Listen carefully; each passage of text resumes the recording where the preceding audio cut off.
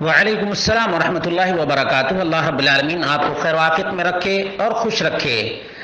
آپ کا بہت ہی زیادہ اہم سوال تھا، وہ یہ تھا کہ کچھ لوگ یہ کہتے ہیں کہ عام طور پہ اہل حدیث یہ کہتے ہیں کہ ہم اللہ کی بات مانتے ہیں، رسول اللہ کی بات مانتے ہیں، تو رسول اللہ صلی اللہ علیہ وسلم نے یہ بھی فرمایا ہے علیکم بسنتی و سنت الخلفاء الراشدین المہدیین من بعدی، کہ میری سنت کو لازم پکڑو اور میرے خلفاء کے سنت کو بھی لازم پکڑو۔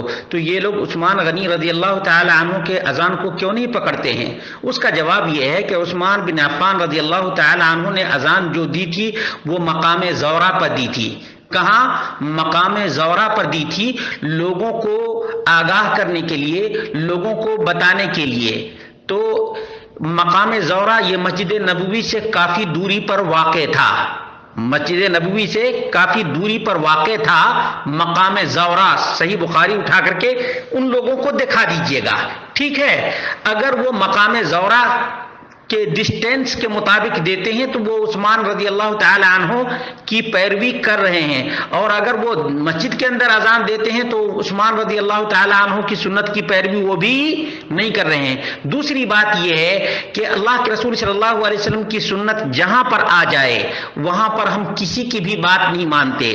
ہاں، جہاں پر نبی اکرم صلی اللہ علیہ وسلم کی سنت نہیں موجود ہے وہاں پر اگر کسی خلیفہ راشد نے بات کہی ہے تو ہم اسے قبول کر لیتے ہیں، اسے قبول کر لیتے ہیں۔ لیکن چونکہ یہاں پر نبی اکرم صلی اللہ علیہ وسلم کی سنت موجود تھی اور جس مصلحت کے پیش نظر عثمان رضی اللہ تعالی عنہ نے مقام زورا پر اذان دلوائی تھی وہ مقصد آج ہے ہی نہیں، اس لیے کہ آواز تو پورے محلے کیا پورے شہر میں گونج جاتی ہے نا؟ ان سے کہیے کہ کیا تم مسجد کے باہر اذان دیتے ہو یا مسجد کے اندر دیتے ہو، ان کو پتہ چل جائے گا۔ اللہ رب العالمین ہم سب کو سمجھنے کی توفیق عطا فرمائے، اور جہاں پر یاد رکھے گا جہاں پر اللہ رب العالمین کا کلام آ جائے، جہاں پر محمد رسول اللہ صلی اللہ علیہ وسلم کا فرمان آ جائے وہاں پر ہم دیکھ لیجئے صحابی رسول نے کیا کہا تھا، امر ابی یتبع ام امر رسول اللہ صلی اللہ علیہ وسلم۔ عمر بن خطاب کے بیٹے ہیں، یہ کون ہیں؟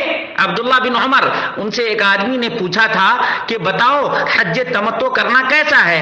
تو انہوں نے کہا کہ حج تمتع کرنا بہتر ہے، افضل ہے، اس میں کوئی شک نہیں۔ کہا کہ تم تو کہتے ہو کہ حج تمتع کرنا چاہیے، تمہارے باپ تو منع کرتے تھے۔ تو انہوں نے یہی بات کہی تھی، امر ابی یتبع ام امر رسول اللہ صلی اللہ علیہ وسلم، میرے باپ خلیفہ راشد امیر المومنین عمر بن خطاب کی بات مانی جائے گی یا محمد رسول اللہ صلی اللہ علیہ وسلم کی بات مانی جائے گی؟